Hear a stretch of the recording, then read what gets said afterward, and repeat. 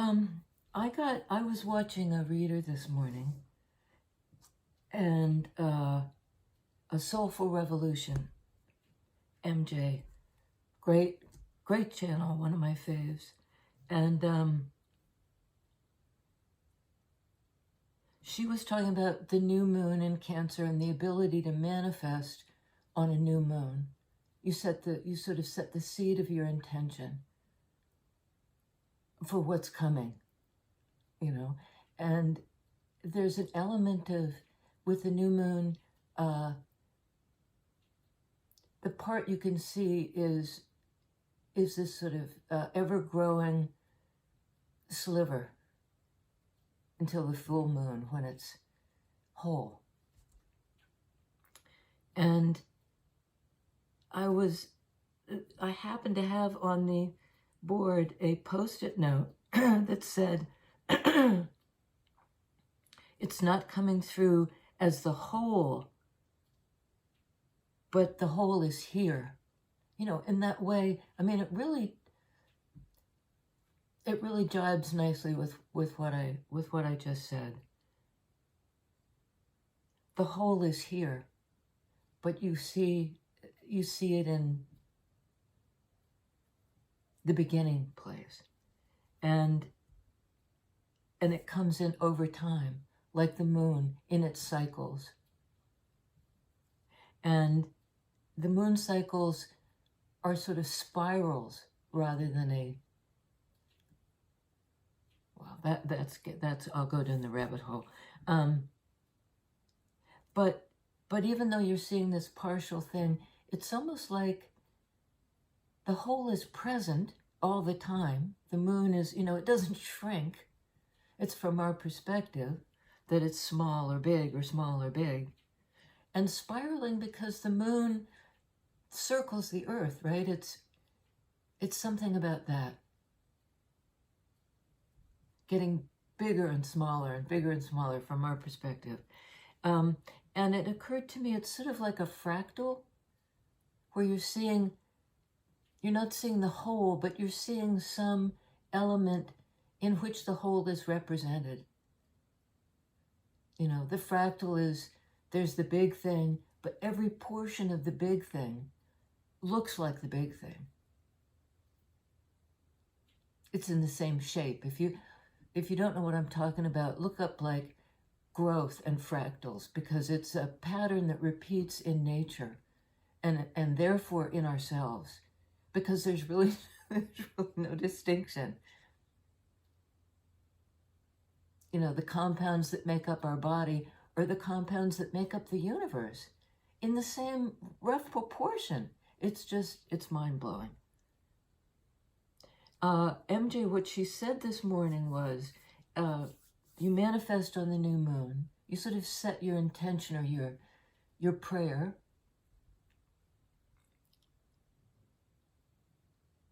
And if you're manifesting from a low vibe place, a lack mentality, or just being so pissed off you can't really think straight, you're letting the anger, you're feeding the anger. It's like a fire that you're just stoking and stoking, so that one thing makes you mad, and then you think of it, branches out into all the things that have disappointed you.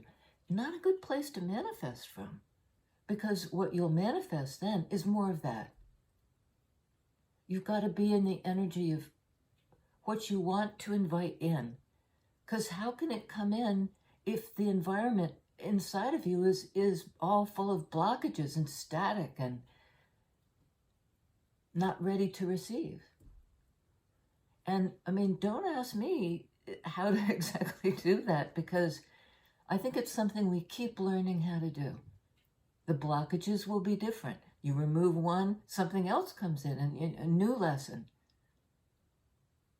And quickly that just sparked two things. One was the idea, the sages say, if you're meditating and that pain comes in, physical pain, it hurts your back, or mental pain, you start to get really agitated about something that happened during the day that triggers you and is sort of the opening for all the other hurts to come in.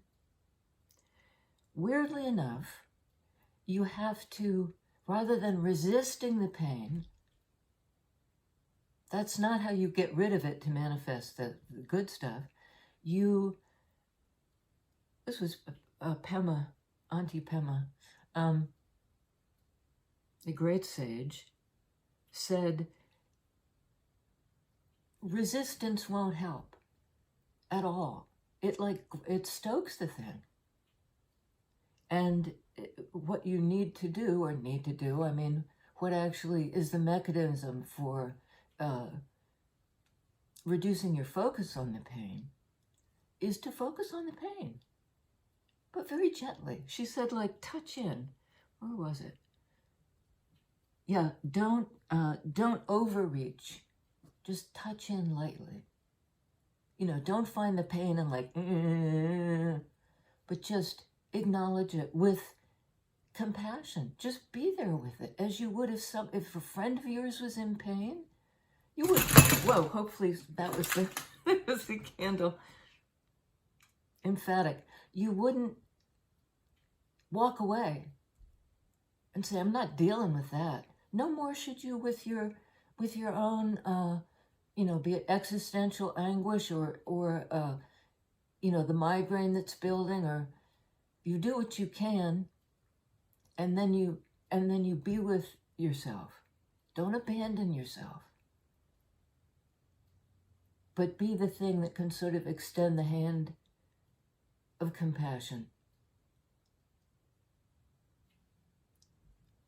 There was that. And I think I'll skip the next one because I'm getting long-winded, which is not touching it lightly. We want to touch it lightly. This cardinal cross we've been talking about, where astrologically everything's at 29 degrees, right at the point of going into the next one. It's like a completion. That's my understanding, and it's a fragile understanding, but I get that part. And it's the 29 degrees, it's almost like, and the North Node shifting, because that's sort of the karmic path you will walk. It's a destined path. These 29 degrees are like very powerful in ways I don't understand. And even people who think they understand probably don't entirely understand. I had a great teacher, actually in college. It was a course on mysticism, and I snapped it up because, it was the only thing other than great literature I could find that one of the few avenues toward learning about that realm of things. And his parting lecture said, start where you are. You may think you're inadequate. You may have that, the hurt back and these thoughts that I'm a shitty meditator because I'm distracted by this physical pain. Well, first off, we're all a whole, right? So the distinction between physical and emotion, they tend to link together. But he said, it's a spiritually challenging time. This was in the 80s. So don't blame yourself for that. For your sense of feeling lost or whatever. Start where you are. Because if you try to start where you want to be, you're like, from the get-go, off-centered. It's that acceptance of my back hurts, as well as, I'm opening to the other thing, the healing thing, the comfort, and it floods in. I don't know how that works, but that it works. And works isn't quite the right word, but there is a kind of formula to manifesting. There's certainly ways that block it. So then you look for the other space. Blah, blah, blah. Here we go.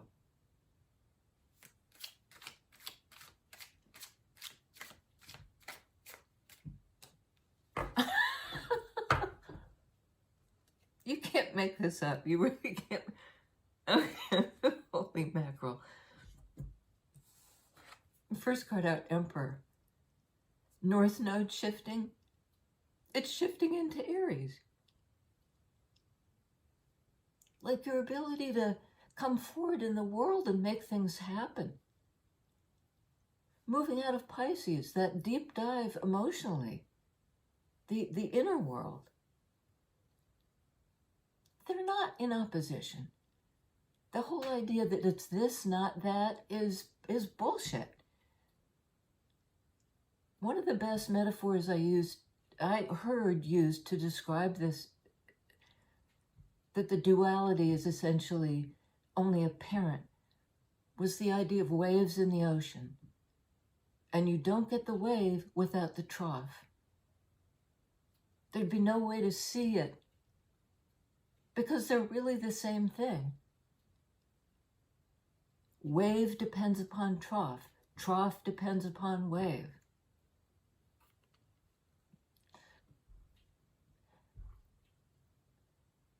Personal power. Divine masculine energy. The active principle of your relationship to the world. It's engaging with the world, with 3D, with the tangible thing, but from this perspective of being able to see what's good for the whole, It's not just about personal power. It's not about personal power. It's the personal power that emanates through the realm, which is the real place, realm. I like how language works, and that real is contained within the word realm. It's not a pipe dream. And the next card was Six of Cups. The returning soulmate, another cycle. It's perhaps a past life relationship.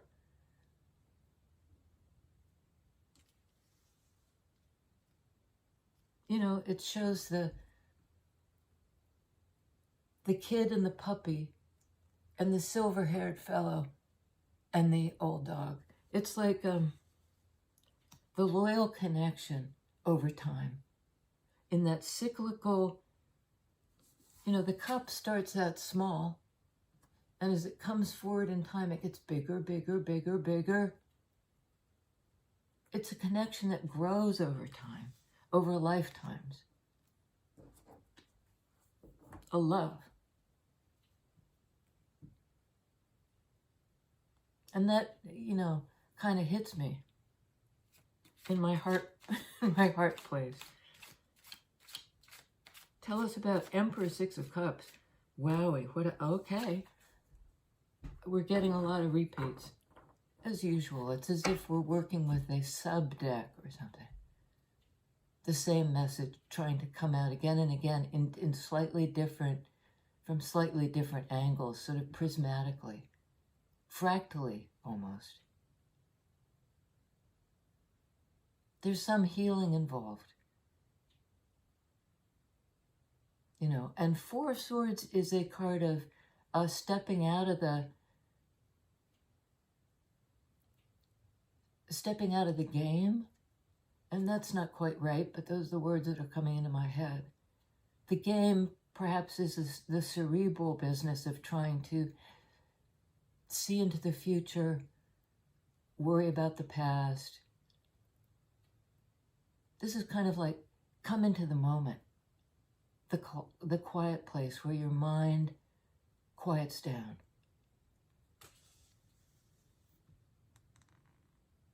And your heart opens up.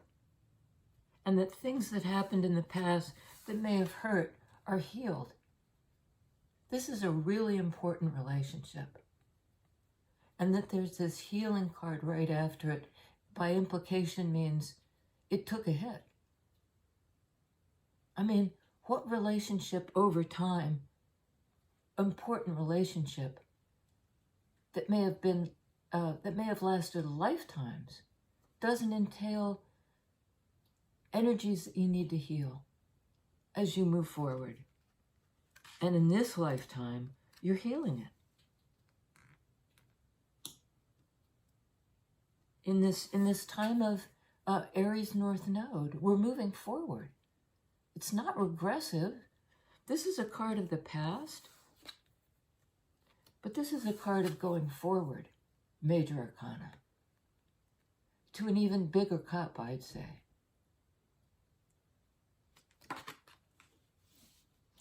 Love is growing. Love is growing. And yeah, there's pain. It's like that back that, you know, when you're meditating, it takes all your attention. This is like, take the time to heal. Take the time. Time is a factor here.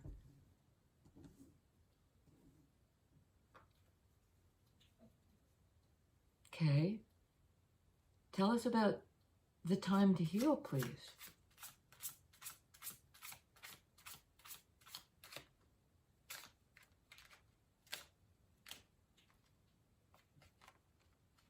Okay, we got a few. This one, 10 of Wands under Emperor. The same fire energy, Aries, that forward impulse. But in order to go forward, as this character is, in fire energy, coming down from perhaps out of isolation, ending a cycle anyway, unloading something, wrapping it up.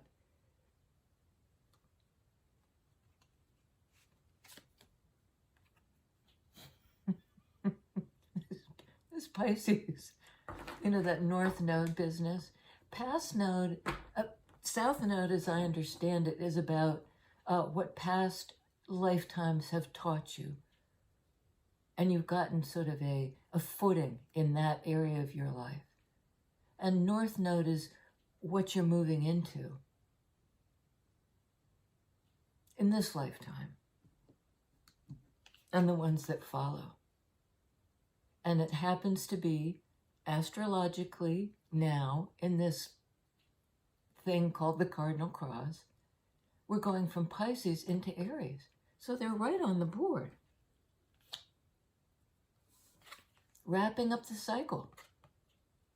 And I think it's an 18-month cycle for the nodes to shift. And nodes have to do with I believe, with the position of the moon. When you were born.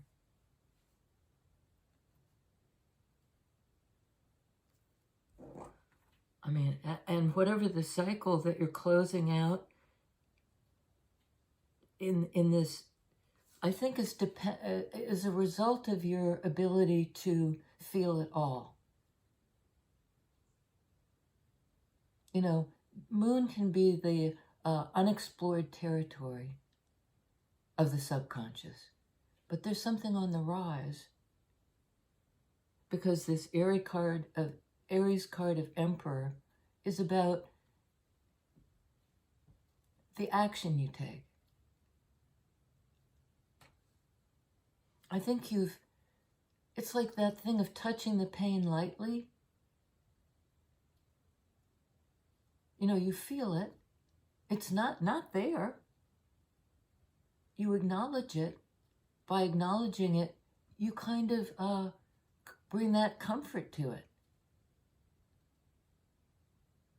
From this place of deep feelings that gives you the fuel, the emotional fuel to close the cycle in order to let in fire energy, the powerhouse This is big boss energy. Somebody who knows themselves and is propelled by that to close out the cycle, to move forward. So what's the deeply felt thing that's rising up? It's becoming conscious. You're becoming conscious, as we all are. And I think out of this state, I mean, okay. Okay. Okay. A few more wanted to come out. From this confused metal state, from this sort of static that your brain is producing, you can see the messenger, the crow, on this guy's shoulder. And he's like, what? It's like static. He's not hearing it. Or if he hears it, it hurts. He doesn't want to hear that.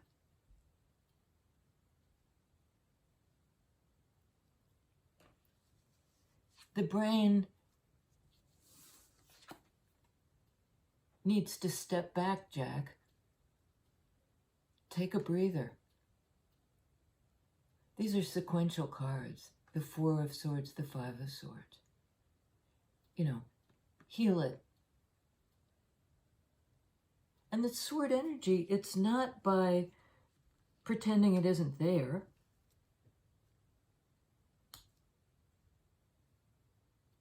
But you heal it not by thinking about it, sword energy, but by feeling it. Feeling it all. You can't feel selectively. Start where you are, as that teacher said. Start where you are. And this is sort of a card of supremely where you are. Aries energy is like your own drive, your life force drive.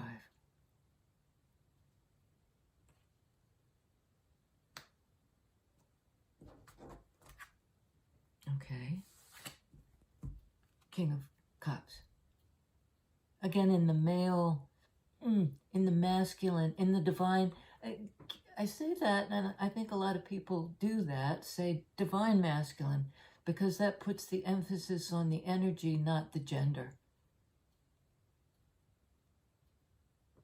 This is somebody who has opened their heart through the meditation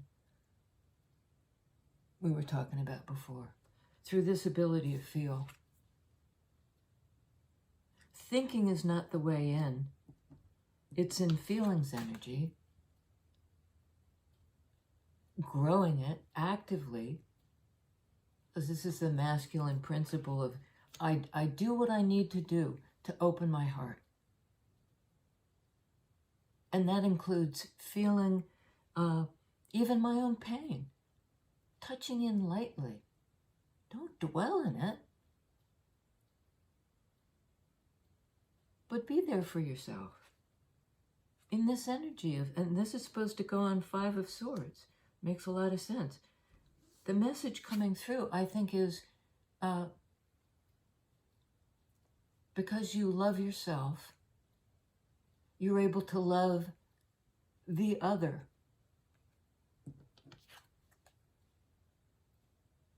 Nurture these kinds of relationships. And five speak to the need for change. Like open the channel through your heart, not through your head. And again, that's a false opposition, head and heart. It's the trough and the wave. If you don't feel the trough, you can't feel the wave.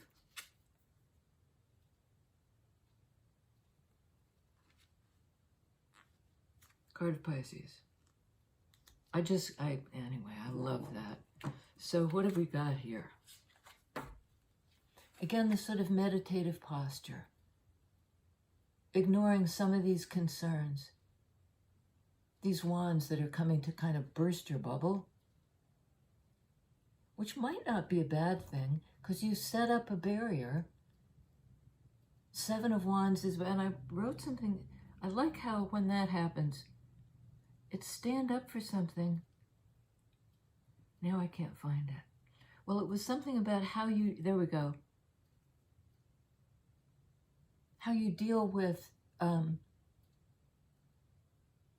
adversity, but sometimes the ability to shut out things you don't want to deal with right now is essential. This woman is pretty much ignoring the wands coming at her. It's the Seven of Wands followed by the Four of Wands. That's the card of reuniting. Enjoy. And I think it's, you know, in the meditative place, you block isn't the right word. You touch lightly. You know, you don't, the other part of that card was touch lightly, don't overreach. So this is a card of sort of protecting yourself from the things that, from the concerns that are coming at you. And in that meditative, maybe this is, it refers to that thing we said at the beginning. If you want to manifest something, don't manifest it from a place of lack. Don't manifest it from ignoring these things coming at you. Manifest it from this joyful reunion place outside the bubble.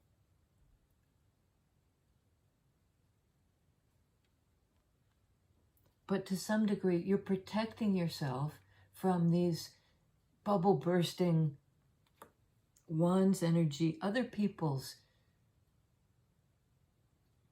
ideas of direction and where you should go and what you should pay attention to.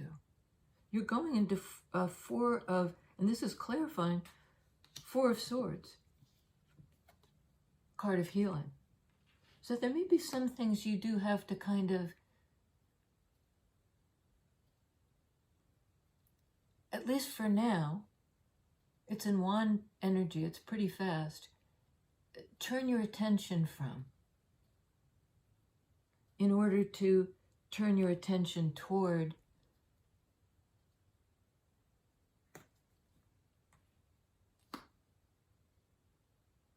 I think that's the future. Not only you're trying to manifest, but is opening up for you. On Emperor, we have King of Pentacles.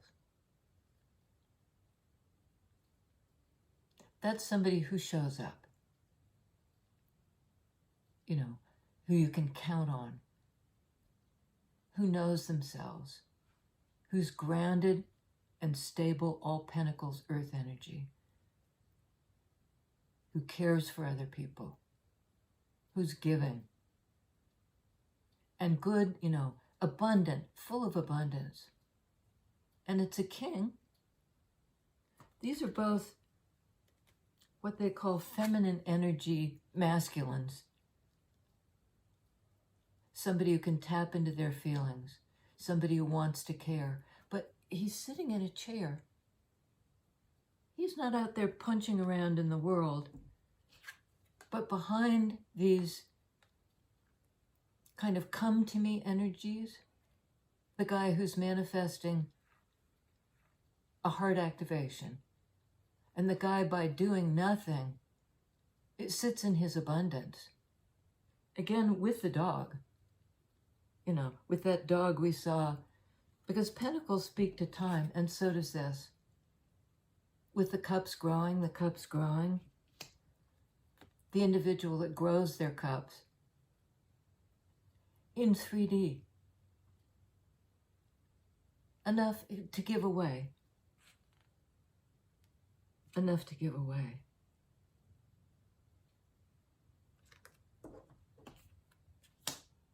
So, I mean, every time we get a challenge, a negative, a challenging card, there's a lovely,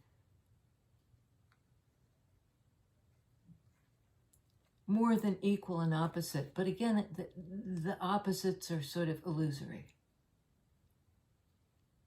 but you can incline in 3D, incline toward what you want to grow, to what matters to you, to what you value. And on all those fronts, this person has reached the highest level of expression of that earth energy in 3D, here and now, in this lifetime.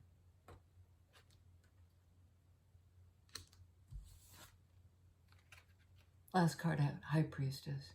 This ability to open the crown chakra, to be receptive. Again, a lot of female energy in this. To be receptive, to channel. Not only to receive it, but to then, you know, this isn't a card of speaking, but by being in this high vibration, what you pull in through your crown chakra, through your, this is the best illustration of it. This ecstatic energy.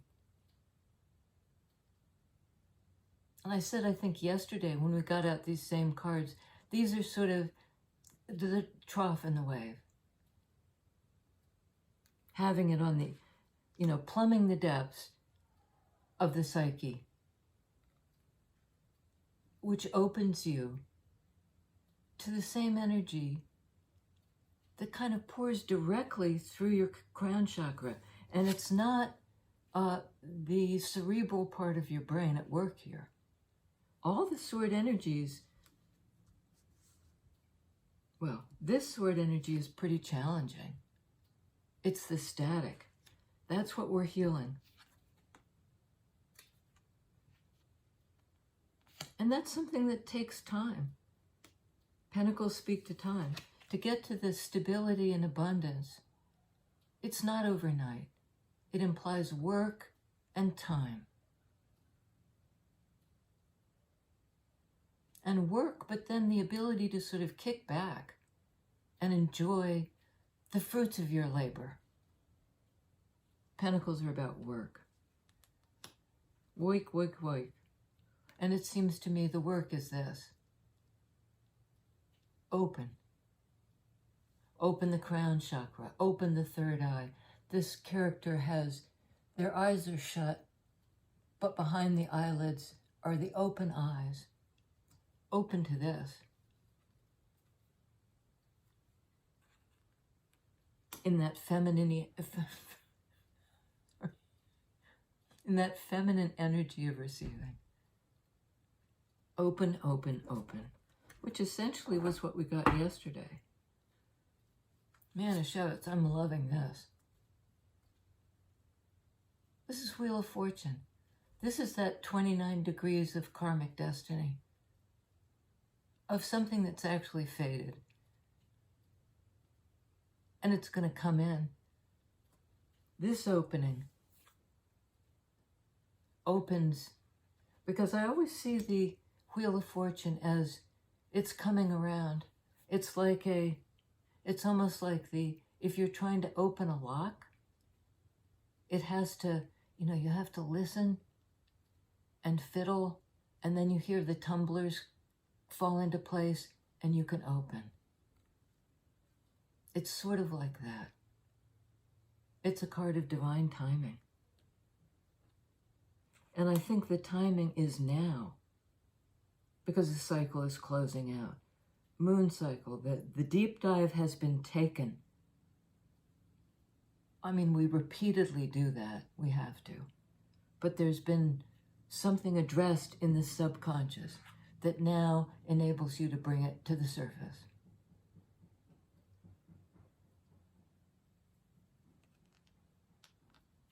Into fire energy, into the light. You know, the full illumination. And it may be something that's going to come into that fullness, that fruition on the full moon.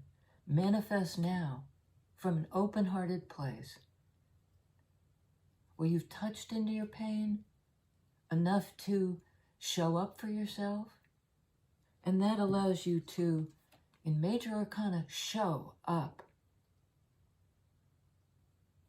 Now. And again, this blend of divine masculine, divine feminine. And last time we got, last reading, we had this same combo. You know, it's sort of like doubling down on the feminine, the receptive, that Piscean energy, and move into personal power. Do it in the psyche, and then draw on that psychic energy to do it in 3D. Show up for yourself so you can show up for other people. And I think there's somebody showing up for you. Perhaps in this moon cycle. It's taken them a long time. Pentacles are time. A long time to sort of get the message through the receptive place of the heart, moon, and the crown. It's almost like all the chakras, if you want to see it that way. From root chakra to crown chakra, there's the mental obstructions have been washed away and allows for this opening and this, because this is a card of cycles too. The wheel turns. And it turns for the better. Forward movement. Somebody's coming back. 6 of Cups. Somebody who knows you and loves you. And you know them and love them. And the love has grown. So manifest that, the growth of love.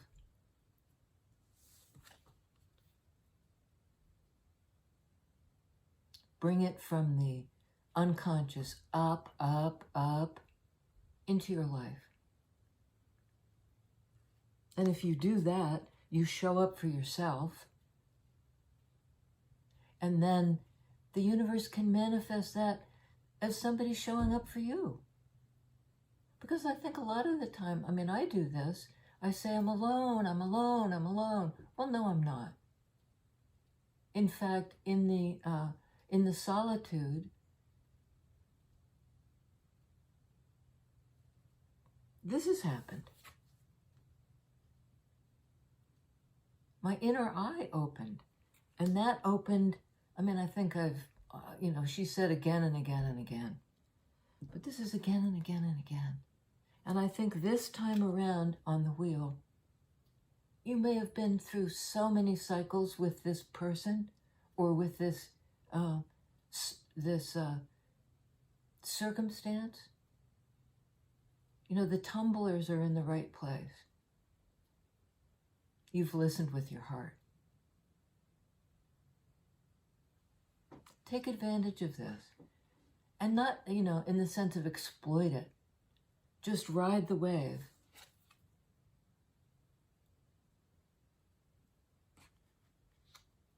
Ride the wave. It'll wash you up on the shore. Something solid, dependable, present.